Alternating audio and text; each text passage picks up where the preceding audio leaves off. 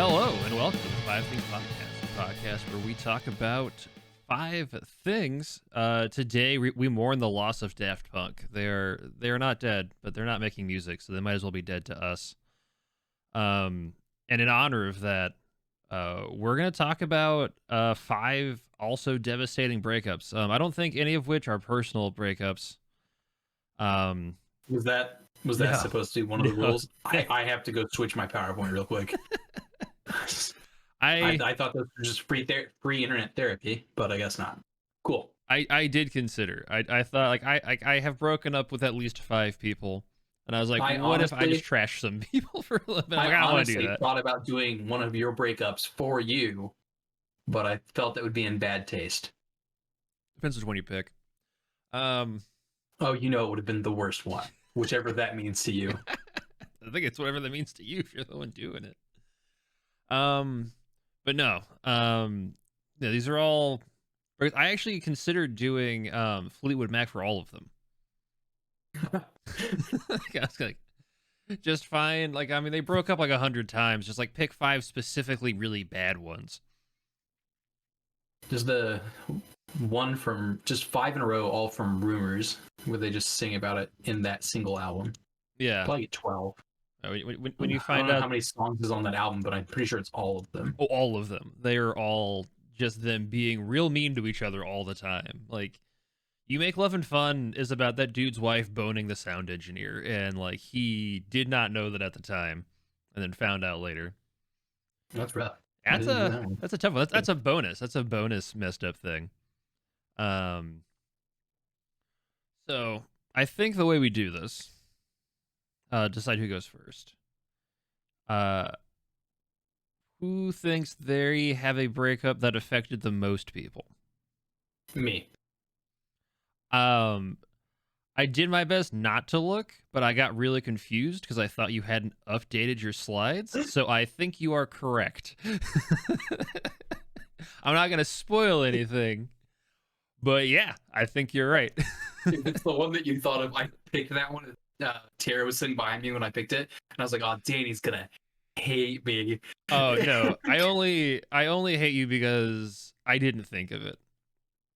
It's a good one. I was like, God dang it, that's good. That's clever. So no, I think for sure you win. So you get to go first. Sweet. Number 5. Loving the voice as always. My number 5 is, of course, what Danny was referencing. I'm sure maybe the Beatles. What could have possibly impacted more people than the breakup of the Beatles? I know personally it's impacted me.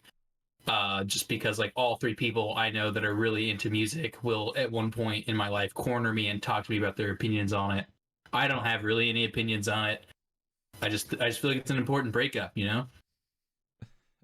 So I was actually reading with the Daft Punk breakup, which is what caused this whole episode, that the Beatles existed as a band for less time than the Daft Punk's most recent album and Today when they broke up, which was kind of crazy to think about because obviously the Beatles predate me considerably, and Danny as well. For those of you that didn't know, I didn't want to lead you to think that.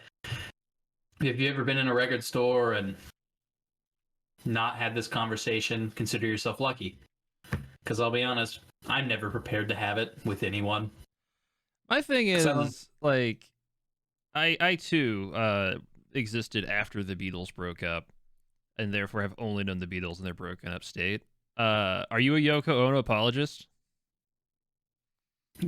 I don't. Does that mean do I blame Yoko Ono, or does it mean I do not blame Yoko Ono? Do you? Cause it's like everybody blames her for breaking up the Beatles. No, I don't think it's her fault. I don't think she no.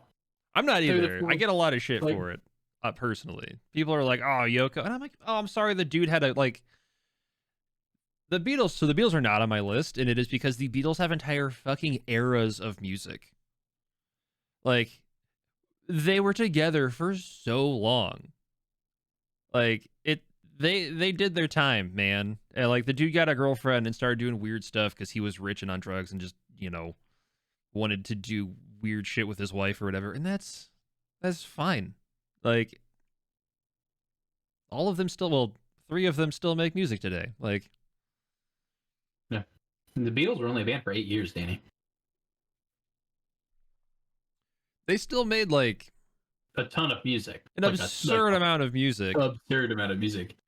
Like, there's a Beatles pinball machine that only has like their original stuff, like they did on the Ed Sullivan Show, and people were so angry because they wanted some other version of the Beatles because there's multiple versions of the Beatles. Like, they're entirely different bands, essentially. They're the same four dudes, obviously. Every like 2 or 3 years. Yeah, they wanted, I don't like, know. Sgt. Pepper's band, and everyone's like, no, that sucks. Like, the original stuff is better. And it's like, I don't know. 8 years is a long time to be in a band as well. I feel like we are ruined by, like, Blink-182 being a band for what feels like my entire life. They were almost on my list. Yeah. Exclusively because I will take any excuse to talk about Tom DeLonge that I can take. But I decided not to sully this episode with me talking about aliens existing or not. I was gonna say, at least Yoko Ono was a real person. They weren't like, the Beatles broke up because one of their members is just really into aliens and there's nothing we could do about it. Be a better story though. I feel like if you just heard that Ringo was just super into aliens so much they just couldn't drum anymore. You could tell me literally anything about Ringo, and I would just go, yeah, sure, maybe. Checks out. That's a good kickoff. It's solid number 5. Considered the Beatles, but decided that they had done enough, and also they kept making music. Pink Floyd is also not on my list for the same reason. But my number 5, Hulk Hogan. I cannot describe to you the amount of disappointment that I felt watching professional wrestling as a child when Hulk Hogan left the WWF for the WCW to become Hollywood Hulk Hogan. This is a watershed moment for, I think, many an adolescent. And I cannot, like, indescribably angry about something that I wasn't even, like, that into. Like, I watched wrestling largely because I wasn't allowed to. So, like, that just made it, like, even, like, more important that I watch it. And, like, I had friends that liked it too, obviously. And to watch Hollywood Hulk Hogan come out, killed me. Like, I truly, like, cannot describe to you. I don't even know, like, if you have any context for this, because I feel like this would have been none at all. You would have been like 4 years old when this happened or something. But it was a big deal. Like, the WCW WWF wars are, like, honestly their own topic of discussion. It was such a big, like, thing that somebody took on the WWF. I like the WWF because it was, like, my first, like, wrestling federation, but, like, the WCW was, like, arguably better entertainment in, like, every way. But you just can't compete with Vince McMahon. The dude's a lunatic. But yeah, this was a big deal for me when he switched sides and went, like, he did the heel turn and was no longer about eating vitamins. Oh no, what was he about eating at that point? I don't know. I think just cocaine, maybe. Like steroids, I assume, based on his appearance. Was always, yeah. Take your vitamins was really just like a steroids thing, I think. But yeah, like he went for like the wholesome rip his shirt off and fight people to like the NWO Hollywood Hulk Hogan. I hated it. I still hate it. Like wrestling is one of those things I've always wanted to get into and just never did. Like I was never into it as a kid because like we didn't even have cable, let alone pay-per-view. And like I had some friends that were into it, but it just wasn't really popular with any of the people I was friends with. And now that I'm an adult, I've had on two separate occasions people try to talk me into doing amateur wrestling because I guess there's a pretty big following of it in Ohio, of all places. Oh, there's a place down the street. Really? Yeah, they have the occasional. There's some stuff around town. You can take professional wrestling lessons. I'll have to check that out. That sounds fun because it was actually right when I started doing improv with you, Danny. I met some people. One of them is an announcer for a group in Ohio, and he was like, "Yeah, if you've got any sort of acting skills and you're over 6 foot tall, like you should come try it out sometime. It'd be super fun." Dude, like we're always looking for people that are willing to like possibly break an arm while doing bad acting. Dude, let's start a tag team. That does sound like me. Let's start a tag team. That'd be the greatest thing. What could our tag team be though? Oh man, next week top 5 tag team concepts. Yes, for us to do in Ohio. Hell yeah. No, I'm down. Let's create wrestling personas. We can just be Daft Punk, but as wrestling personas. I would love that's one of the 5. Shitty pots and pans robot costumes. That sounds amazing. Or we could be kaiju. We can make our own kaiju outfits. don't want. It's gonna be so sweaty. I'm not wrestling in foam rubber. Oh, big rubber head. Absolutely not. Out cardboard with like little bobbers and lights on the side. Hell yeah, that's my number 5. We're definitely doing that. Number All right. 4. My number 4 is Sony and Nintendo. That's a good one. Yeah. So Sony and Nintendo were supposed to be business partners. Sony actually made the PlayStation. Well, the prototype for the PlayStation was supposed to be something that just hooked up to I believe it was, I can't remember if it was going to be its own system or if the original version was like basically hooked up to a Super Nintendo and it played CDs. Eventually, Nintendo decided to go their own way and they made the CD attachment for the Nintendo 64, which totally flatlined and sucked. And they decided to tell Sony that they weren't going forward with the prototype like a couple of hours before the biggest electronics expo in Japan, like hours before they went to go up on stage. And that was like Sony's crowning achievement for the year. I don't remember the gentleman's name, but the guy who like designed it and worked with Nintendo, it was his dream to make video game consoles, and this was his like way of doing it. So it was like just like the pinnacle moment of his life to that point. And Nintendo was like, psych. And he got so mad about it that he went to the president, and I took a class, video games art, history, and culture, when I was in college. I couldn't find the quote, and I don't have the textbook anymore. But the quote was something along the lines of when he went to like his higher up, and it was like, hey, they pulled out of the deal. If you back me, I promise we will devastate Nintendo and run them out of business at like all costs. Like his only goal was because he felt disrespected by Nintendo to run them out of business, and they almost did. That's because I got close. Like, yeah, like the Nintendo 64 did not do nearly as well as the PlayStation 1. The PS2 is still to this day, I think, the best-selling video game console of all time. I think the DS might have beaten it. Did it? The Switch is going to beat it. Oh, for sure. The Switch is on track. The pandemic did a lot of favors for Nintendo. But no, the DS might have beaten it, but yeah, it's still a lot. Yeah, the original slide for this was Nintendo and Squaresoft because Final Fantasy VII was the first Final Fantasy game to not be on a Nintendo console and went over to the PlayStation because the PlayStation was the only thing that had enough memory and storage on a disc to be able to support the vision for Final Fantasy VII. As anybody who's played that on the original PS1 knows, it was 2 discs, wasn't it? Or was it 3? No, 8 was 3. 7 was 2 discs, right? No, 7 is 4? Is it 4 discs? Jesus. 8 might be. 9 is 4. Ah, shoot, dude. It's been a minute. I think it's 3. I think 7 is 3. 9 might be 4. I should know this. I own all of them. And 3 discs. It's 3. Yeah, so Final Fantasy VII was 3 discs. Metal Gear Solid was 2 discs. Yes. Yeah. And so, yeah. So Nintendo and Sony breaking up created the modern console situation where I don't know that Microsoft would have joined into being a console creator, but worked with the success of Sony because every other company that made a video game system failed except for Nintendo until Sony came around. And of course, Sega went out of business shortly after the PS1 came out due to the failures of the Dreamcast, even though the Dreamcast is a great system and I love it to this day. Yeah. And you have to be looking to sell one. Don't make your games that easy to steal. Like, make them kind of easy to steal. Piracy can boost sales, but don't make them that easy. They make it literally easier than going to the store. Yeah, like if I can use a Britney Spears CD to just rip off thousands of dollars of video games, this is a problem for you. But yeah, that's my number 4. Sony and Nintendo. That's a good number 4. That's a solid. I appreciate that number 4. My number 4. George R.R. Martin from the Game of Thrones TV series. You can tell exactly when this dude stopped advising on that TV show. It is hyper apparent in every aspect. I want to say it's season 4. I meant to look it up before doing this, and I can't because if I do, it's gonna make my image go away.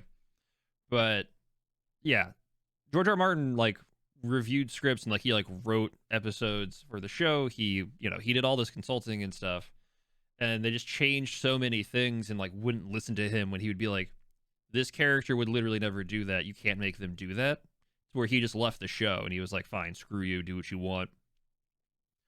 And that's why the show is so bad. Between running out of book material and not having a dude who's like the foremost expert on on this universe because he made it up. Like all of like if you watch the show like front to back, you can see that like all of like the fake like medieval terminology just goes away like between seasons. It's because they stopped asking him to do stuff. They start using like weird modern slang words and stuff that like you wouldn't use in the Game of Thrones universe. They start doing like they build up all these character arcs for all these characters and they all just disappear. And it's partially because D&D wanted to go make a Star Wars movie and just be done with Game of Thrones so they can move on, but also because George R. R. Martin just wasn't involved anymore and they got to take hold of the ship. So yeah, devastating breakup, ruined a show. Like yeah. I have a confession to make. I think this is the first time I've confessed it on this podcast. I have never seen nor read anything to do with Game of Thrones except for the role-playing game.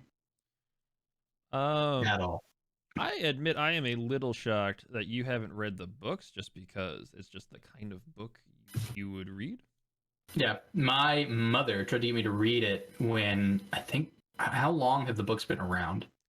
Since like the mid 90s. Okay. So whatever book would have come out in like 2007 or 8, around that time period. My mother, in like it would have been probably 2012, 2013, I think.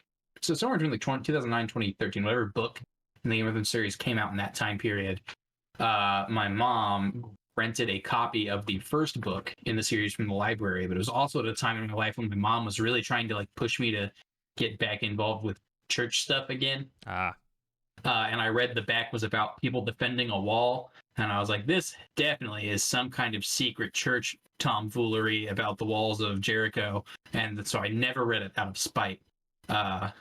So otherwise I would have read it back then. But I was like, I'm not doing that. This seems like a way to trick me into reading more stuff about the Bible, mother. So that's why I never got into Game of Thrones when I was like in high school area. It's high school time. And then it got really big when I was in college, but I didn't have HBO, so I had no way of watching it.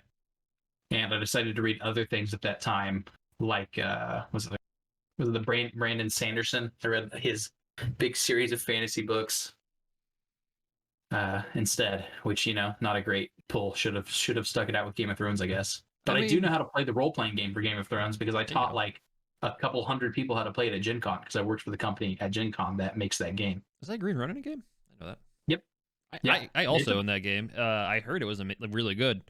It's super good. It's just hard to find people who want to play a Game of Thrones role-playing game now because the show went bad. Even if you divorce it from the Game of Thrones itself, because you make your own house at the beginning of it, it's still like just a solid role-playing game, just in general. The way you play is fun. The setting, of course, is amazing, but you could take the setting away if you wanted to. Yeah, I mean, it does a lot of the legwork of like building your universe for you. You just have to be like, the king wants you to do a thing, and you can, the way campaigns work. It also has a great system for verbal confrontation, the way a lot of games put a ton of effort into the way combat works, because Game of Thrones, like being witty and verbal confrontation is such a big deal in political backstabbing. They like gamify that as well to where your different stats work and when you're doing things instead of just like, you roll an 18 in charisma check, fine. The guy decides to do what it is. It's like, oh, well, you can use this skill or this skill, and depending on how you word it, you can do this or this. And it's like balances how the conversation goes and stuff. It's really cool. Yeah. It's like sword fights in Monkey Island. Yes. I had heard that. That's my number 4. Number 3. My number 3 is the breakup of Standard Oil. The biggest monopoly breakup in American history, possibly world history. I don't know. Is that what this picture was? Yes, it's a certificate for stock in Standard Oil. I didn't really read it. I just saw trust, and it was like, I thought you were gonna do the gold standard, and I was like, shit, that's a really good one too. That would have been a good one as well, but no, this is Standard Oil. This is how Rockefeller made his trillions, I guess. At the time, it was billions, I think. Instead of trillions now. It made so much money by being a asshole running a monopoly that his family is still probably the wealthiest family on Earth secretly. Because nobody knows how much money they actually have. It is impossible to tell because they have it hidden and squirreled away in so many different accounts managed by so many different people in so many different ways. This guy made enough money by undercutting the oil industry in its infancy that the government of the United States voted unanimously, I believe. I think there may have been one person that voted against it or didn't vote to break up his oil company after it came out that in basically the entire United States, he had made secret underhanded deals to ruin his competitors, buy out their suppliers, buy out their transportation systems out from under them in a way, and then undersell his oil at like the lowest cost possible to drive everybody else out of business by making them like accidentally compete against each other in underhanded ways. Like, this is why we have the ability to break up monopolies in the United States. Not that we'd ever do that again, I assume. No. If we haven't now, we're not going to. Yeah. But yeah, this the breaking up of the Standard Oil Trust Standard Oil Trust was a big is a big deal. Was a big deal. Like, it's hard to like it's hard without having a greater understanding of history than even I have to really know how big of a deal this was. I am not adequate to discuss it personally. I just know how big of a deal it was because I like history. It's a fun topic to read about. It could be its own discussion if you really wanted it to be. I mean, it would be like if we just finally broke up Amazon or Google. Yeah. Like, yeah, I mean, that would be the closest. Probably Amazon, I think, would be the closest like comparison. Yeah, because like Amazon controls front to back like an absurd amount of commerce in this country. That like, yeah, it'd be like if Congress was finally like, all right, Amazon, you don't get to be one big company. You have to be 15 smaller companies owned by like other people. And if you collude, you're going to prison. Like, it'd be like if everybody tomorrow in the government was like, yeah, Amazon, be separate companies, except Mitch McConnell, I assume, would vote no, or Ted Cruz. It definitely one of them too. No, there's plenty of there's a laundry list of dudes who are on Amazon's payroll, and that is why Amazon gets to continue to be Amazon. Oh, it would never happen, and it would never happen in today's world because our government is run by. I don't have the words to describe politicians at my fingertips right now. That is eloquent enough, to be honest. Not to mention the money that Amazon has and the reach they have to convince the average voter that it would be a terrible idea to break up their massive commerce monopoly that they have. We saw that they're offering, I can't remember if it's Texas, it's a southern state. If you are going to join the union that is developing there in Amazon warehouses, if you admit to it, they will just give you $2,000 to quit your job. Yeah, it's in Alabama, of all places. Alabama, that's what it was, yeah. Yeah. Yeah, no, I mean, really, it's more if we, like, finally broke up, like, Comcast, truthfully. Like, they're the closest thing to, like, an oil monopoly in that they control 50% or so of, like, the country's internet and can do whatever the hell they want. And own all of the poles that, like, you can't start your own internet company because there's just no way to run lines to people's houses. Yeah, like you and I have talked about before. Google tried to start their own internet company. They got run out. Google tried to, yeah, and because of the way Comcast works, they just could not. No matter how much money they poured into it, they couldn't do it because of how much red tape and problems they had to face to try and do it. Your only hope is Tesla's like satellite internet working. If we can make satellite internet work, because there's plenty of room in space that you can't be like, hey, you can't use this pole I've put here. We can just be like, well, I'm putting stuff in space. Screw you. That's the only way we get out from under it, honestly. Or we just make it a public thing, which that's never going to happen. Sorry about you. You can dream. Instead, we're letting Elon Musk be in charge of the future of the internet, which is probably worse. Yeah, I'm not like eventually he does become a Bond villain, right? Like we're like a volcano layer away from Elon Musk like having to be fought by one British man sleeping his way through America. I assume it's already happened and they've failed at this point. It's more than one. Yeah. 006 is dead. We're waiting on 007 to reprise. He's I the forget which perfect movie that's in, but yeah. He's the perfect Bond villain. He literally made his original millions of dollars because his parents owned a blood diamond company. Although I think it was actually sapphires, but whatever. Like during apartheid. Yeah, that's usually how that works. He's a terrible human being. Yeah. Oh well, but he's gonna give us cheap internet, Most rich so people we're are. gonna deal with it. We'll see. My number 3 is Jack Kirby. Jack Kirby from really you can pick either because he left Marvel for DC, then left DC for Marvel. So it's just whichever one you're a bigger fan of, you get to be upset about at least once. So that's cool.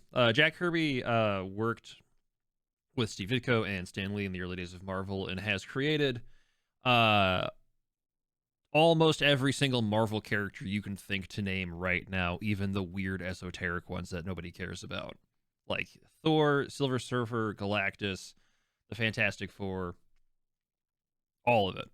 He's arguably the most revered comic book artist in the history of comic books. And he basically he and Stan Lee broke up.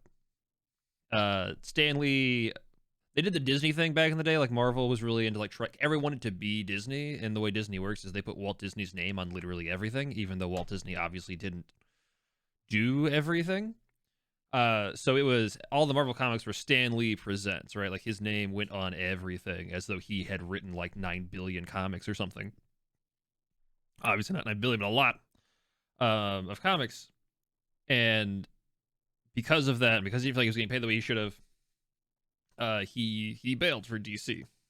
He's got sick of working for Marvel, and then did like Mr. Miracle and New Gods, which are featured in the the Justice League movie. So he did a bunch of stuff. He wasn't there for super long, but still did a bunch of like long running. Mr. Miracle is still running. Mr. Miracle is really good, by the way. If you're a comic book person, you're not reading Mr. Miracle, you should do that.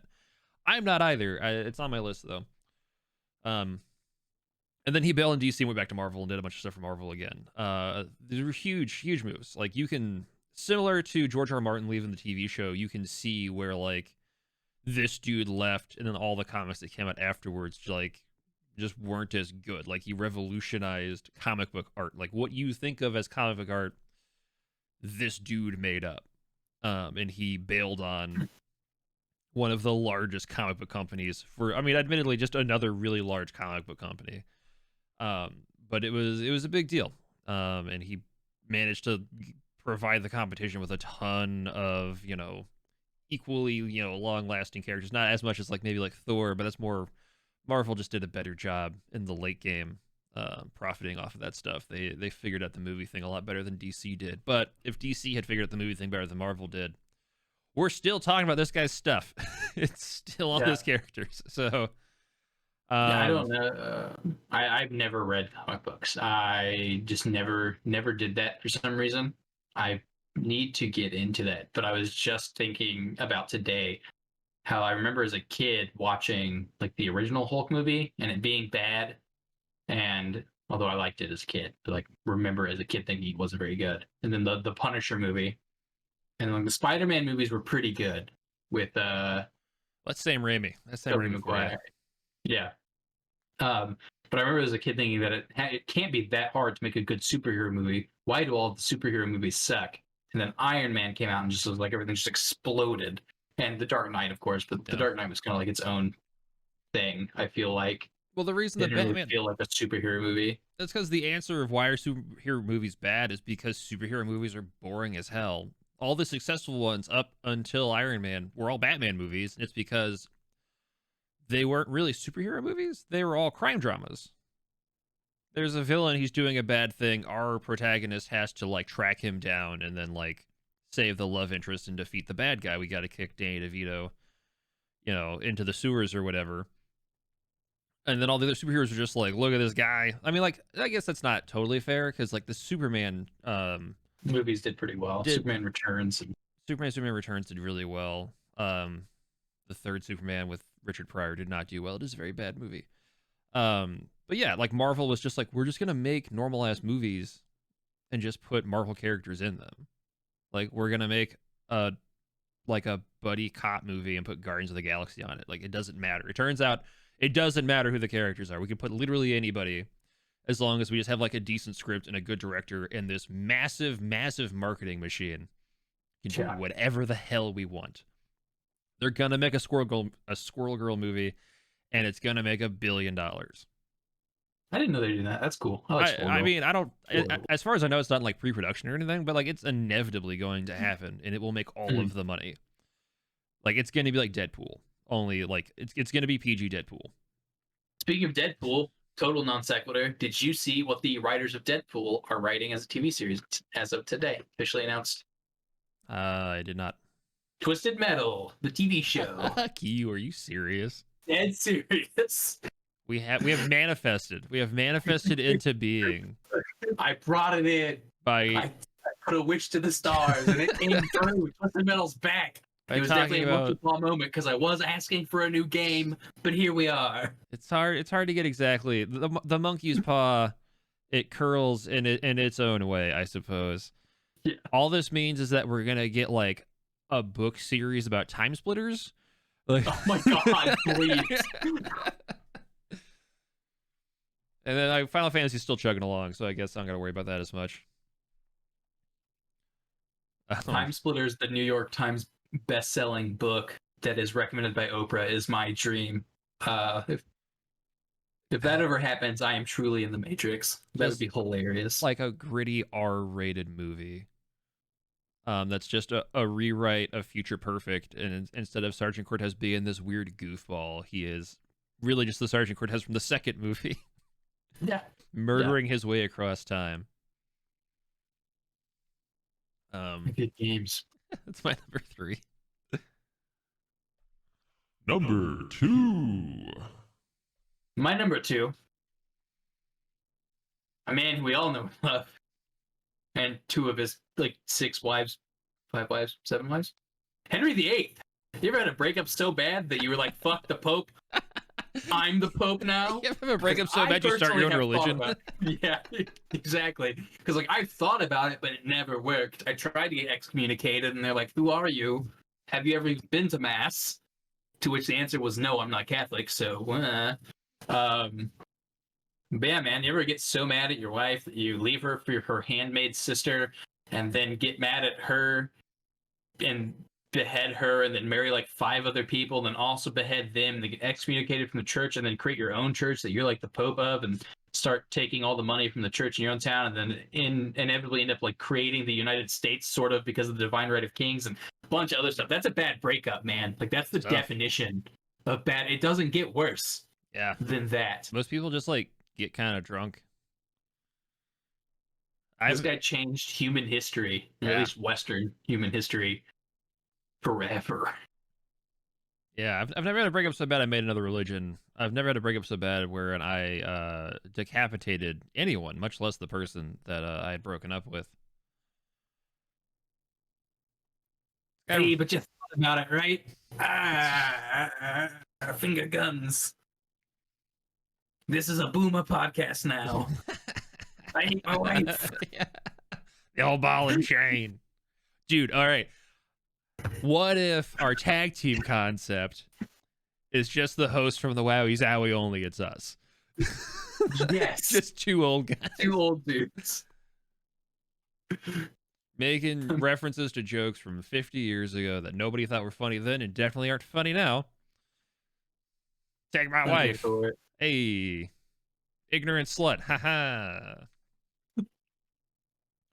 Top 5 reasons why old people referencing ignorant slut from SNL should be a criminal offense. I don't know if you're ever subject to that or not. That I'm not. Drives me. You know what I'm talking about, though. Oh yeah. Drives me absolutely nuts. 1, the sketch isn't that funny. Shut the hell up. 2, out of context, it doesn't make any sense. Like, you're trying to reference something that happened forever ago as though somebody watched it, like, last Saturday. It doesn't work. I didn't even watch SNL last Saturday. That's not me bragging. I normally try to. I just Nobody forgot. watches SNL on Saturday. YouTube's the best thing ever happened for SNL because you can watch it whenever. Hulu, my guy, I stream it. Yeah. No, I used to. 20th century. Exactly. I used to watch SNL. Sunday morning is time to watch. Saturday Night Live is watched on Sunday mornings with coffee. That is when you watch SNL. I went to bed before SNL went on Saturday because I am in my 50s, evidently. It's like 10:30, and I'm playing Smash Brothers with my little brother, and he was like, let's play something else. I was like, I'm going to bed. Probably for the best, considering we occasionally play Overwatch until 3 a.m. on a work night. Yeah, that's why. Oh man, this is a solid number 2. This is another one that I sort of like, again, was very confused, and then I was like, oh, I get it. Oh, I'm mad at myself for not thinking of that. That's a good bit. That's a solid. That's a serious breakup too. That's some real shit. It's a big breakup. Some serious. Like I went to an Episcopalian wedding a couple years ago, and I like was thinking about it, and I was just like, this whole thing is here specifically because of like one guy. He wanted to divorce his wife, wasn't allowed to, so he murdered her. What a time. All right, my number 2, which probably should have been my number 1, but it's my number 2. That's the Baltimore Colts leaving Baltimore. Not quite as big. No religions were truly founded on the back of this. I don't believe anyone was decapitated, although I'm sure certain people wanted to decapitate the owner of the Baltimore Colts. But this was a pretty big deal. If you don't know, the Colts of Indianapolis fame, well, at least currently Indianapolis fame, were originally out of Baltimore, and they up and left to come to Indianapolis of all places in the middle of the night.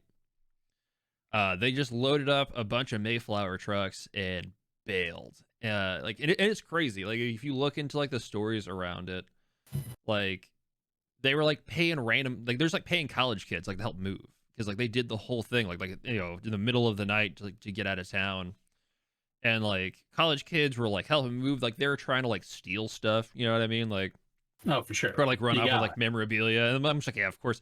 Like a lot of them got caught, but it's just like everybody assumed, like they were like, hey, we know that you're gonna try and take stuff, please just don't take stuff, or like steal a towel, you know what I mean, like don't run off with a helmet, those are expensive, we can't just replace those.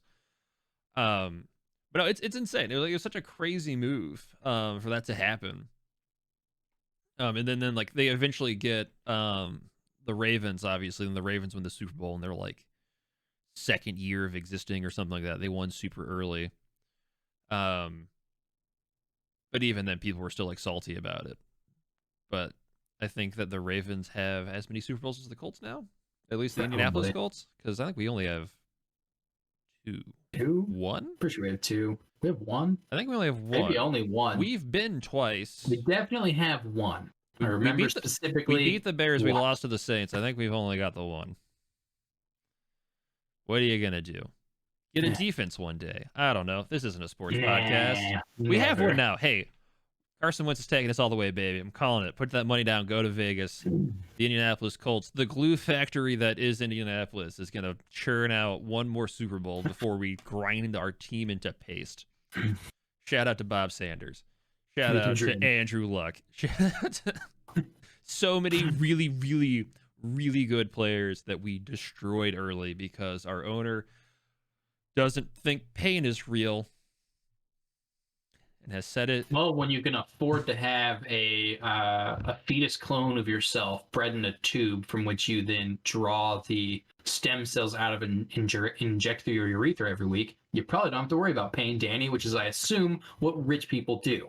Yeah, I don't think you're wrong. If I had billions of dollars, that's what I'd do. Do you think I'd ever experience pain again? If I'm the type of person who's willing to hoard billions of dollars, I'm definitely willing to do weird stuff with a test tube, baby. Talking about a guy who got like pulled over with like an absurd amount of painkillers in his car. Like this dude is just on who knows what all the time, and like he's just convinced pain doesn't exist. He said in interviews, like I'm not making that up. Like he's just like injuries are all in your mind. Like if you can convince yourself your leg isn't broken, your leg isn't broken. It was just like it's not how human bodies work, you crazy old man. But yeah, that's my number 2.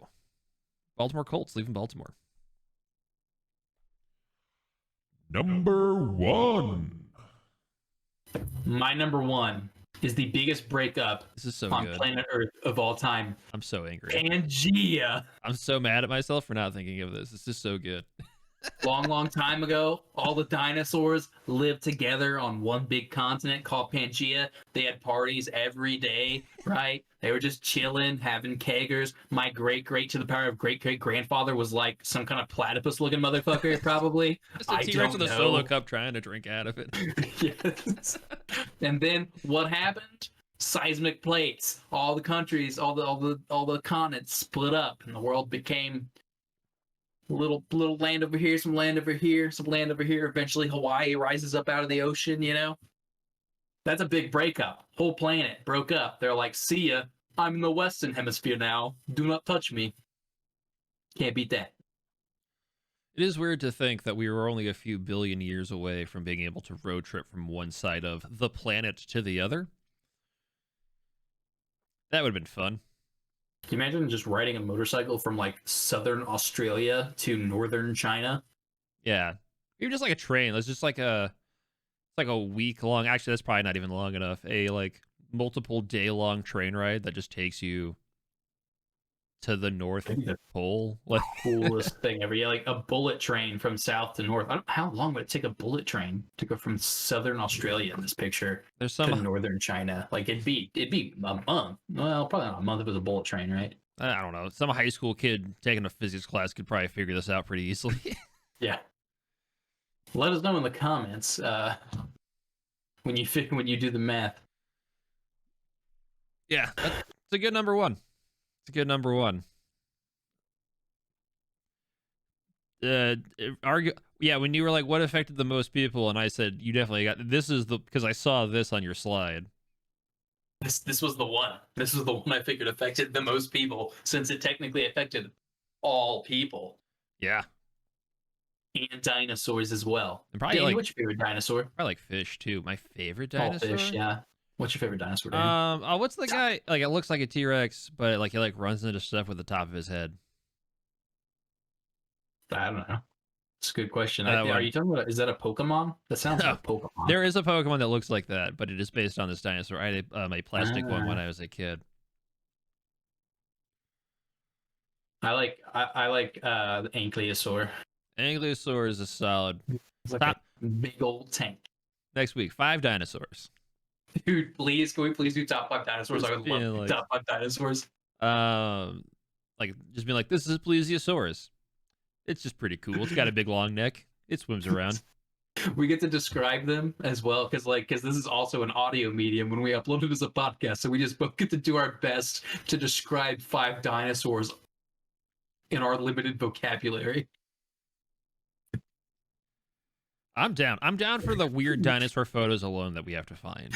Because we're not just gonna get like some like textbook. We're gonna get like weird cartoon, like fucked up looking. Oh, for sure. Yeah. The original version of the iguanodon. I was gonna say my favorite. the 19 whatever iguanodon that doesn't even exist is just like cobbled together from like found bones. I'm here for this. We'll do wrestling next week. Dinosaurs the week after that. It'll be great. All right. What's your number 1? Hit me with it. Man, I should have gone first just so that we could have ended on yours, because it's really hard to follow Pangea as a breakup. But a close second, I think, is Hideo Kojima. Yeah. Damn, I can't believe I didn't have this one on there. Hideo Kojima. They wouldn't let him be weird anymore. And he was like, you know what? I don't need you to be weird. I'm going to go on my own and be weird. And boy, did he. I have not played Death Stranding. I know what happens in Death Stranding, like what it is about. Just because it's like, it was a big game that was in a lot of video game podcasts that I listened to. I find that hard to believe because I've played Metal Gear Solid all of them multiple times, but I'm still not sure I know what was going on in those games. Imagine if you took all of the weird stuff from like Metal Gear Solid and put it into a game, but instead of like a bunch of crazy twists, you were just like, no, these are just the people who are here. This is just what the universe is. We don't try to explain weird B guy. Weird B guy just is. Which I think is what Kojima has wanted his entire life, is just to be like, no, I want to do weird shit, and I don't want anyone to make me like explain it to like an audience. I want to just be like, no, in this world, this lady breathes through her skin, because I say so. Definitely not because I wanted to wear a bikini. Hideo Kojima is the only person who could pull that off, and I actually kind of believe them. Like, literally anybody else, I'd be like, shut up. Yeah, like, you just wanted, like, a naked lady, you weirdo. But Kojima's the kind of person who would be like, no. I want somebody who breathes through their skin. Like a frog. Frog lady? And they're like, we can't have a frog lady. This is Konami. He was like, all right, fine. Do what you gotta do. And then they showed him Bikini Lady, and he was like, I'm just saying it'd be a lot cooler if she was a frog. Like, and just, And she have backwards kneecaps and jump real high, though. Yeah, like, can we talk to Guillermo del Toro about The Shape of Water, and can we just get the licensing to that fish creature and just make it a sniper? That'd be great. I would love to do that, please. Top 5 fish creatures. Done. Swamp Thing, Man Thing. Sea-Man. Shape of Water, Sea-Man. And like Nessie from Lake Loch Ness. Boom, that's 5. I did it. Hell yeah. But yeah, this is huge. I mean, like a whole AAA publisher exists now because this dude got sick of working for Konami, and Konami couldn't figure out how to make him happy, which I don't understand, because literally this dude prints money. Just give him the money he prints. I think they understood how to make him happy. I think they didn't understand how to tell shareholders that the game was delayed for 3 years because Frog Woman wasn't done yet. Hey man, but when they see Frog Woman, they're gonna be down for it. Yeah, I suppose that's a thing. But, like, also, I don't know. Like, I don't understand a lot about Konami does. And I feel like if somebody like Kojima works for me, and I know that I can put his name on literally anything and sell 1 billion copies, I don't even talk to the guy. I just tell him to let me know when he is done. And then, like, you don't even think about it. And then just, like, once every, like, 8 years, this man emerges from the bunker that you have put him in, and he just goes, I have made you something. And then it makes you an absurd amount of money. Here is new game. It's just like, this is Frog Woman. Norman Reedus walks around drinking Monster. Norman Reedus fills grenades full of his own urine at ghosts. And you're just like, what? And he goes, no, it's good, trust me. Just plug it into the PlayStation 3. So we're on the PS5 now. It'll play. People, you just sell PS3s again. Like, you just go, this doesn't work on the PS5, works on the PS3 only, and then there's just a mad rush to buy PS3s to play this man's game. I would love that. I would love for Hideo Kojima to make like a Nintendo game, like an NES game. They do that sometimes. They release new games for the Super Nintendo and NES. Yeah, but I want Kojima to do it, just to watch the price gouging on eBay. Like, yeah, it'd be crazy. No, I've seen we have a mutual friend who has a relatively new NES game that she got on like Kickstarter. Cool. Yeah, not that hard to make. You get a burner for that chip, whatever it is. You got to fit your whole game onto like 1 megabyte of space or something, but you can do it. I've always wondered if you could take, with using modern computer components, because in reality, the only thing that's being loaded into the game is whatever your RAM is, right? So you could probably make a game that, so long as your RAM doesn't exceed a certain amount, you're unloading and loading over and over and over again, you could make an infinitely large NES game. That your only limitation would still be sound graphics. Well, you have to store all that data somewhere. Yeah, you store it. So if you store it on the chip, so if you have the chip that the NES reads, right? Mm-hmm. And so that's from what I understand, that's basically just RAM that everything's read off to the NES. So if you store everything else about the game on a more modern computer system, just like a Raspberry Pi would fit in an NES case, right? Yeah. You'd have to figure out a way to get it powered through the system, or you'd have to have a separate power slot that come off the front of it. But you could just load an infinitely large game, gigabytes of data, if you wanted to. I don't know why you would, through the NES by just constantly loading and unloading that RAM and storing everything on a separate chip that is loaded onto it over and over again. Yeah. I mean, it's just an idea I always thought was cool. The top 80% of an NES cartridge is empty space. So, like, you could probably just put, you could probably just put a solid state drive in there. Yeah. It's like I know that's how it works. flash drive. You can buy Nintendo. I don't know if you can do it for N64, but you can do it for a Super Nintendo. You can buy a Super Nintendo cartridge that just plugs into your Super Nintendo, and it's got every Super Nintendo game that ever came out on it, and it just loads in, and the Super Nintendo can't tell the difference. Yeah. Yeah, no, the effort drives are neat. They're very expensive, but they're very cool. I wanted to get one for my N64. They are hard to find and worth a lot of money. Yeah. Well, this has been the 5 Things Podcast. We went on a tangent at the end there. Please come back next week if you're viewing this on Twitch. If you aren't and you're viewing this via YouTube, or we have it on Apple Podcasts and Spotify.